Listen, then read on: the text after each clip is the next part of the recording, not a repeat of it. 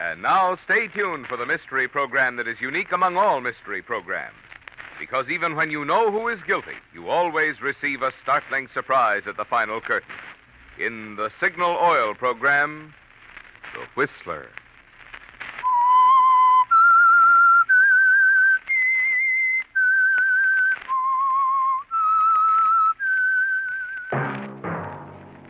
Signal, the famous Go Farther gasoline, invites you to sit back and enjoy another strange story by The Whistler.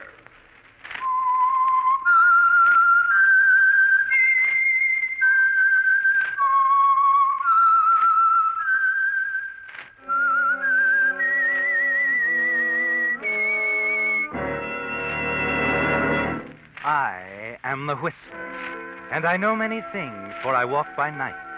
I know many strange tales hidden in the hearts of men and women who have stepped into the shadows. Yes, I know the nameless terrors of which they dare not speak. And now, transcribed for the Signal Oil Company, The Whistler's strange story, The Murder of Byron Blake.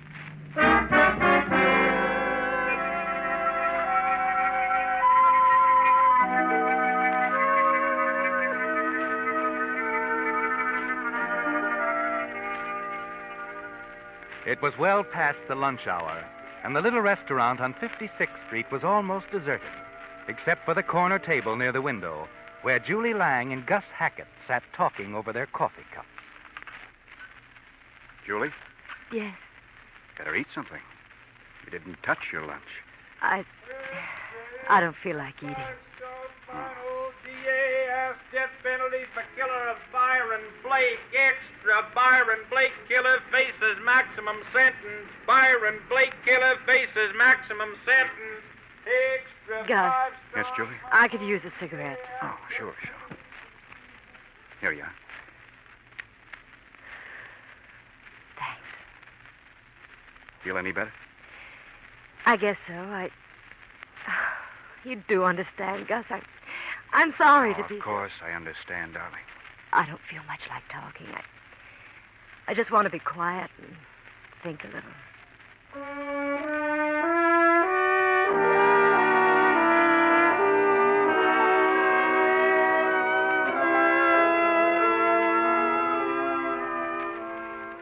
And sitting in the little restaurant, Julie Lang had a lot to think about. She was grateful for its quiet, a kind of sanctuary in the middle of a mass of howling headlines and hammering police officials. For although the current furor concerned Leo Sanders, Julie had been in the very center of the situation since that moment when Leo Sanders unexpectedly entered her life 2 months ago at a party. The party was just beginning to warm up when you got there, wasn't it, Leo? A New York party with all the trimmings. The penthouse, the theater crowd, the talented youngster from the New Review doing impersonations near the piano. You carefully adjust your tie in the anteroom just before you go in. Decide once again that no one can look more prosperous than an actor who's out of work. You open the door and run right into Julie. Julie! Leo! Julie Langmeyer, let me look at you. I'm a nightclub singer now. Left the Langmeyer back in St. Louis. Oh, really? Well, what is it? Lang, Julie Lang. What are you doing in New York? I'm beating the pavement, looking for a job. Theater? What else? Any luck? Oh, had to get me a secretary. Keep her busy day and night, just turning down offers.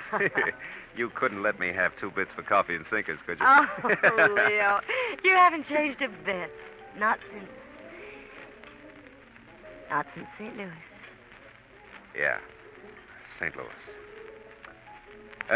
Who are you here with? Gus Hackett. Who? Gus Hackett, the agent. You mean the Gus Hackett? Why not? Oh, Julie, darling, you've suddenly become the most glamorous woman I ever met in my life.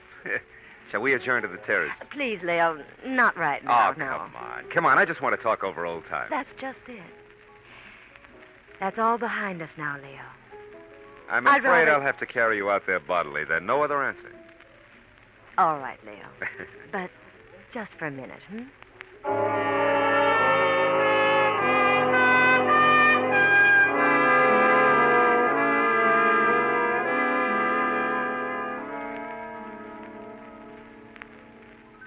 really, Leo, I'd better go back to the party now. Gus is probably wondering where I am. That's no reason at all. You know, you're afraid of me, aren't you, Julie? Yes, I suppose I am. Why? Is it important? Very important. I don't want it to happen again, Leo. St. Louis? Yes, St. Louis. I found a new life for myself. New friends. Julie, you still love me. Why don't you admit it? I don't know, Leo. So confusing. You're coming back this way. It can be just the way it was. Darling, I'm different now. I've learned a lot. You can help me, you know. Hackett's the biggest agent in the business. If you could get him behind me, well, there's no end to what we could do together.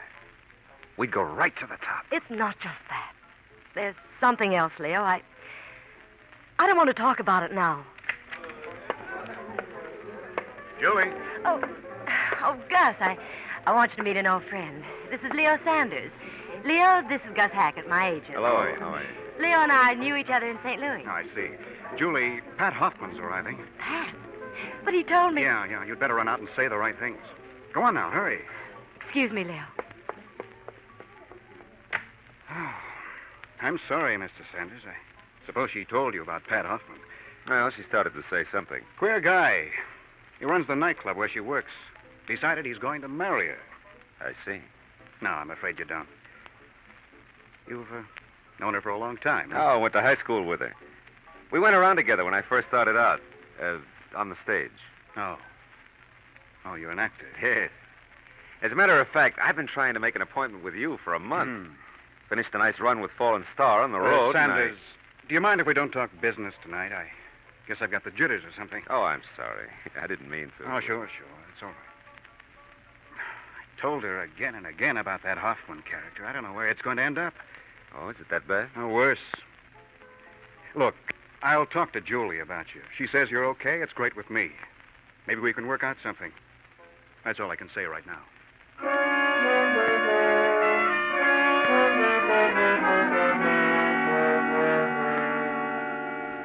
But Gus Hackett said enough, didn't he, Leo? A word to Hackett from Julie, and the door is open. And in that brief moment on the terrace, you could see that nothing had changed with her. That it was still just as it was in St. Louis. That's why you drop into a florist shop the next evening. Yes, sir? I'll take a dozen of those American Beauty roses, the ones in the window, All right, sir. and send them to Julie Lang at the Parakeet Club on West 58th Street. You want to include a card? No, I'll deliver the message myself.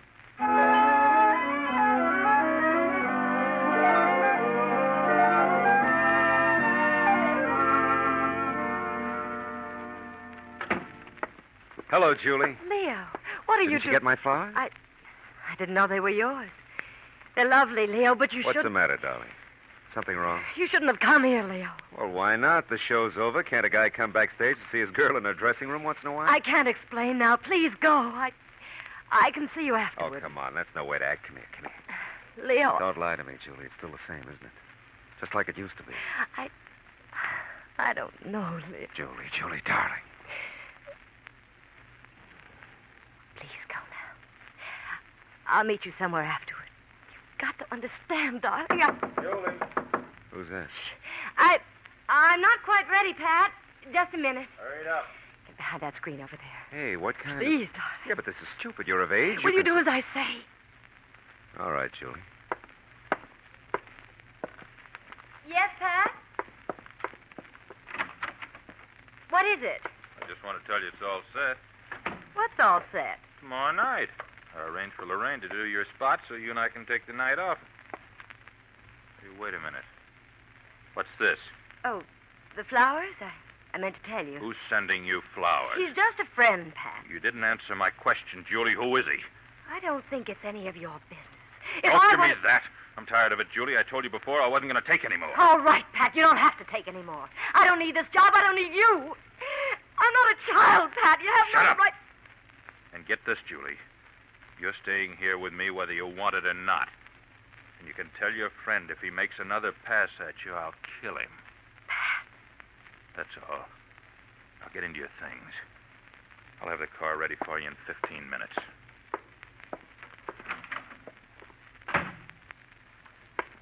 Oh, Leo. Yeah, I see what you mean. That Hoffman's a nice guy, isn't he? Why don't you walk out? I'm afraid of him, Leo. He'd do anything. Well, what about us? Oh, I don't know. You love me, Julie. It's going to mean everything to both of us once I'm set. But, Leo... You've got to fix me up with Gus Hackett. All right, Leo. I'll call him. I'll make an appointment for you.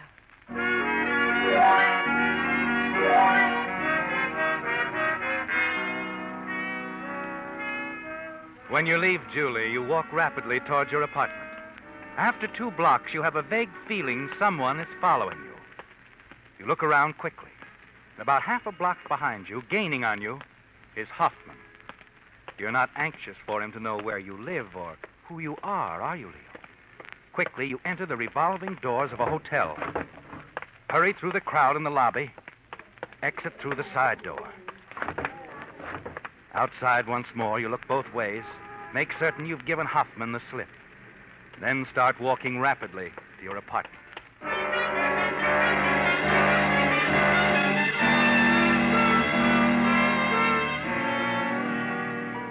Once you reach your apartment, you dial Julie's private phone at the club.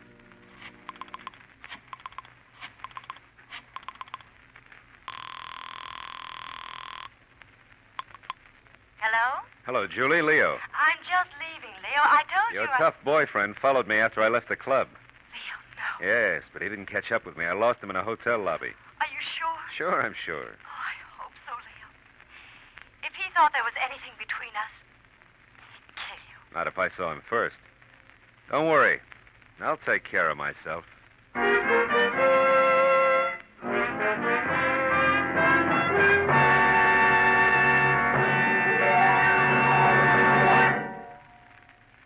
Signal Oil Company has asked me to explain to you why tonight's Whistler and last Sunday's Whistler were transcribed.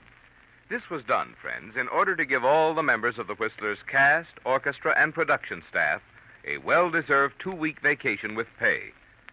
I'm sure you'll be glad to know, however, that although this is the season when so many popular shows go off the air for the summer, there'll be no vacation for the Whistler program itself. Thanks to your loyalty to the Whistler, which has made this the most popular West Coast program in radio history, plus your loyalty to Signal dealers. Year in Signal history, Signal Oil Company is keeping the Whistler on the air all summer without interruption. So each Sunday evening throughout the summer, when you turn to this spot on your radio dial, you can depend on finding your favorite mystery. Just as each time you turn into a Signal station, you can depend on finding a friendly, independent dealer to serve you with fine, quality Signal products, including the famous Go Farther gasoline.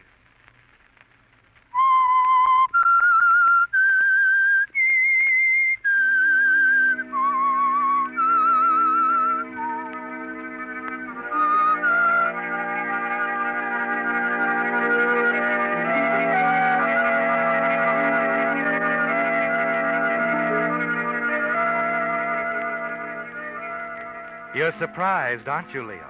Pat Hoffman's threat that he'd kill anyone he caught hanging around Julie Lang didn't mean much to you until he started following you after you left Julie's dressing room. Once you lost him in the crowd, you made a note to watch out for him in the future. Besides, finding Julie again has given you an inside track with Gus Hackett, the actor's agent. And you'll do anything to get a break in the theater, won't you, Leo? Anything. A few days later, you enter Gus Hackett's office to keep the appointment she arranged. Hello, it's certainly nice of you to see me, Mr. Hackett. Not at all, Sanders. Sit down. All right. Tell me about yourself. Oh, well, I started in stock in St. Louis.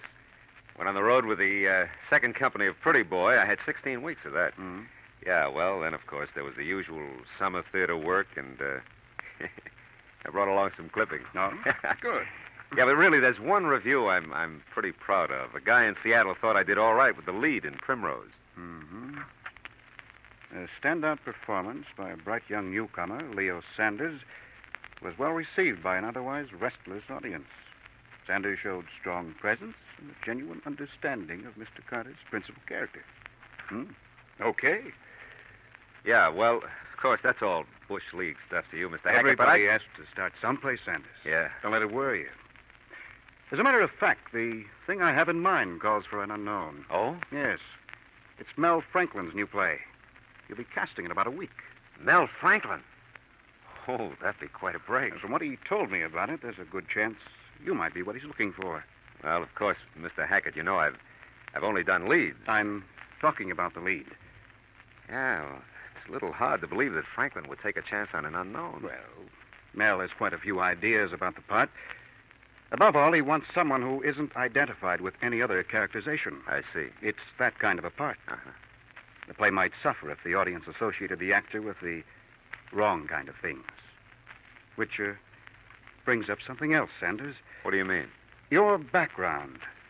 There were a few clippings you didn't save, right? Now, wait a minute, Mr. Hackett, has Julie been telling you... Julie hasn't been telling me anything. Except how competent you are. Uh-huh. No, Sanders, I found these things out of my own hook. It's a practice of mine in taking on a new client. And, just what have you found out? Well, let's say it wasn't entirely breaks that have held you back.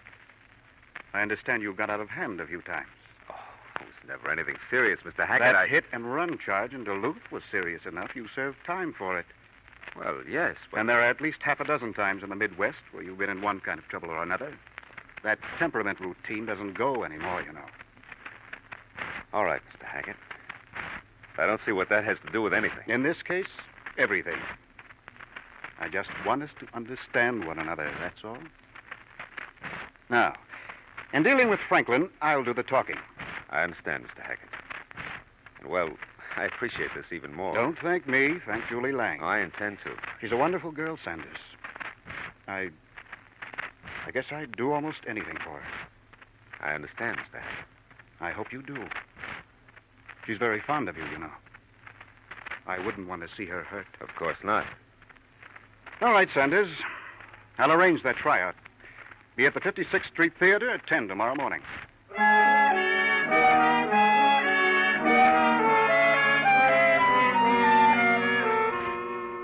That's all there is to it, Leo. It took Julie 5 minutes to do what you failed to accomplish in 3 months.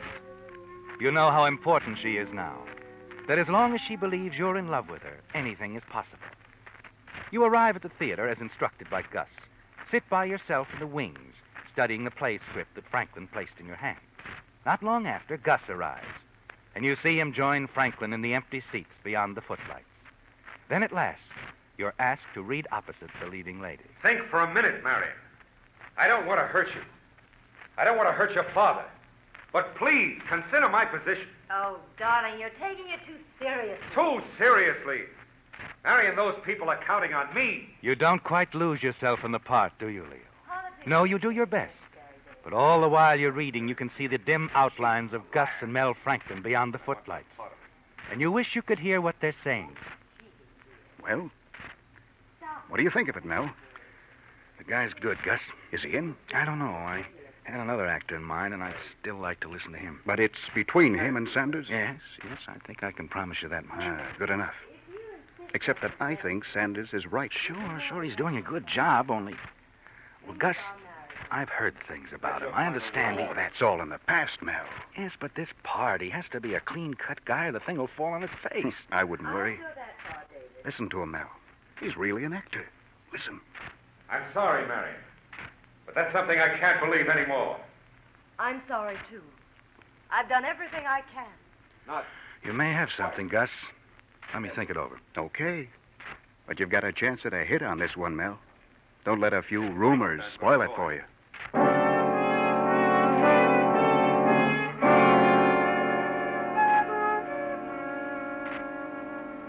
Well, how'd it go, Mr. Hackett? Did Mel Franklin say anything? It looks good, Leo. Oh, yeah, but what'd he say?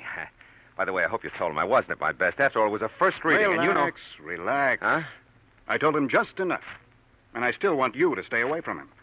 Give him time to make up his mind. Make up his mind? You mean he mentioned having somebody else he wanted to hear. Oh. But just do as I say, and it's going to work out. I'm sure of it. Oh, I hope you're right, Mr. Hackett. I couldn't miss with a part like that. Yes, I know. But all we can do now is wait and see. Look, I've got to make a quick trip out to Hollywood. Yeah, but what about the part? Just sit tight. I'll be in touch with Mel, and if anything breaks, I'll call Julie. Oh, okay. And another thing, Leo. Be a good boy, will you?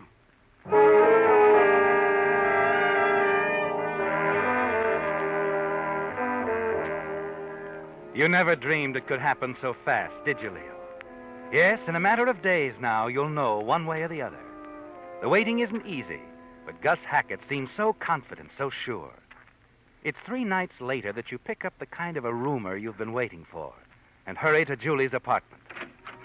Leo. Oh, good. You got your radio on. What time is it, honey? Almost 7. Ah, just in time. Craig Wallace is due on the air now. Oh? I just heard he might have a tip on the cast of Franklin's play. Oh, how would he know? Well, yeah, he's supposed to be an old pal of Mel Franklin's.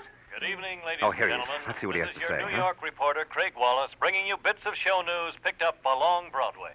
First off, I can confirm those rumors that have been flying concerning a split-up between actress Sandra Laverne and producer Buzz Foster. Sandra starts a new show to help her forget.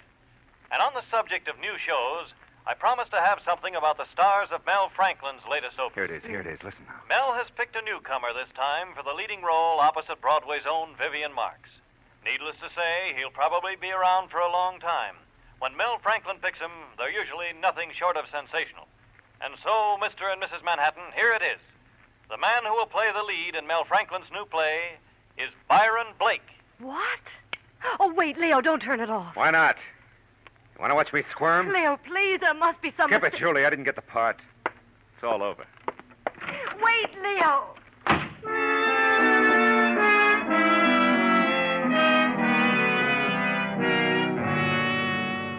Yes, Leo, it's all over. You tell that to yourself again and again as you leave Julie and aimlessly walk the streets. It's even worse now than before you ran into her at that party. Coming so close, having a dream in the palm of your hand. Then watching it vanish in a casual remark from a radio commentator. Yes, there are only 2 of you, Leo. And tomorrow they'll all tell you it was close.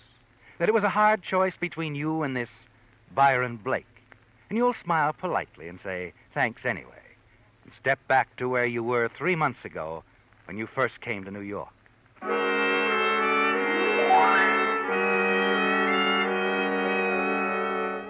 An hour later, you find yourself standing in front of a florist shop, looking at a basket of American Beauty roses in the window. Vaguely remember it's the place you stopped a week ago and bought the roses for Julie. The night Pat Hoffman said he'd kill the man who sent them. Suddenly, you find yourself tense, your mind going a mile a minute. Just a minute, please. Sorry, mister. Closing Yeah, up. but I want to buy some flowers. Too late, buddy. She'll have to wait till tomorrow. Now, look, I've got to have them. Those roses. I want 2 dozen. 2 dozen American Beauties? Yeah. Well, never too late to make a sale like that. Come on inside. Have you got 2 dozen? Oh, sure. Now, what about delivery? There's $10 in it if you deliver them tonight. I guess I could take care of it on my way home. Oh, fine.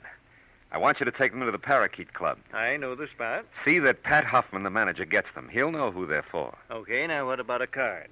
Yes. Yes, I want a card on them. Just put, to Julie, with all my love. Uh-huh. And sign it, Byron Blake.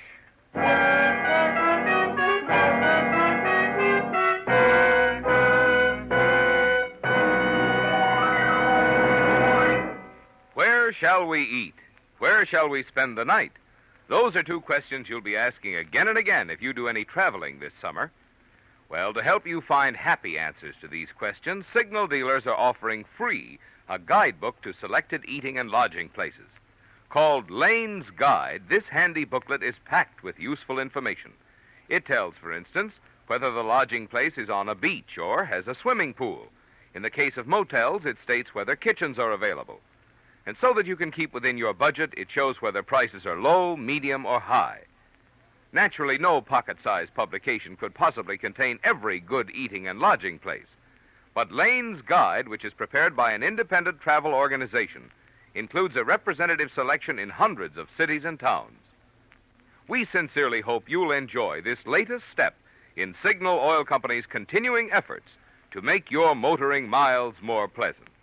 Remember, a copy of Lane's Guide to Eating and Lodging Places is yours free while the supply lasts. at any Signal service station.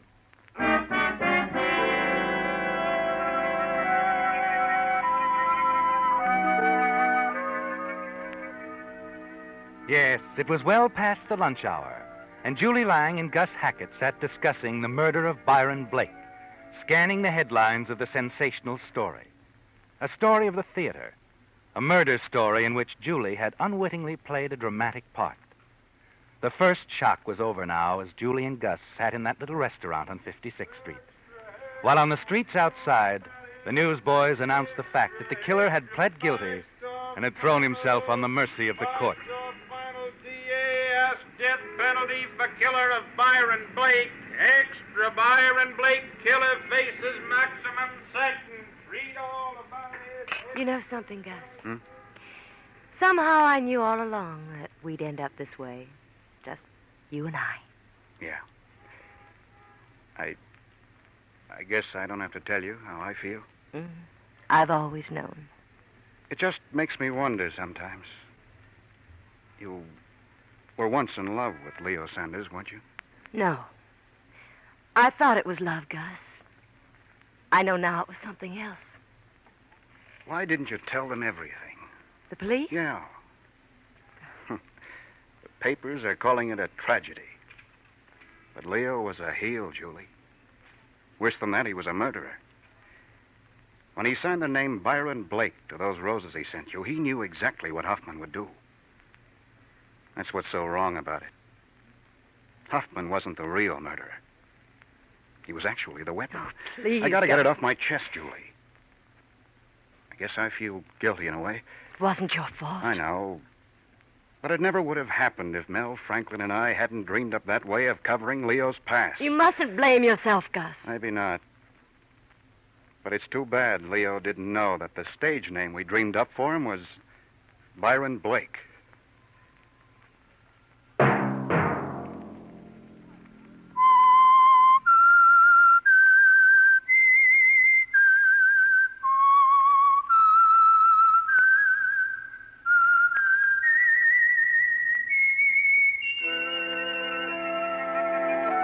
Let that whistle be your signal for the Signal Oil program, The Whistler, each Sunday night at this same time.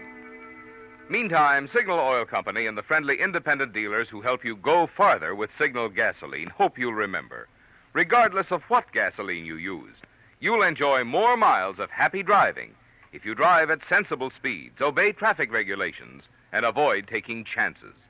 You may even save a life, possibly your own.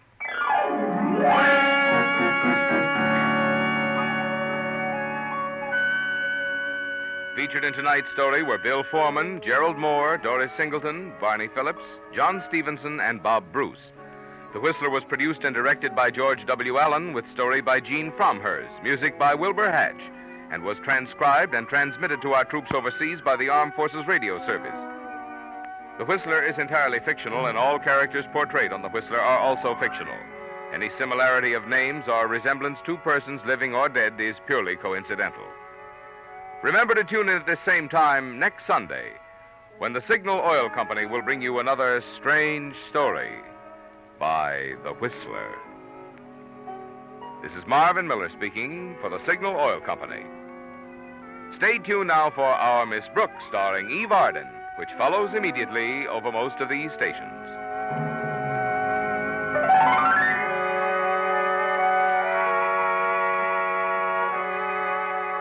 This is CBS, the Columbia Broadcasting System.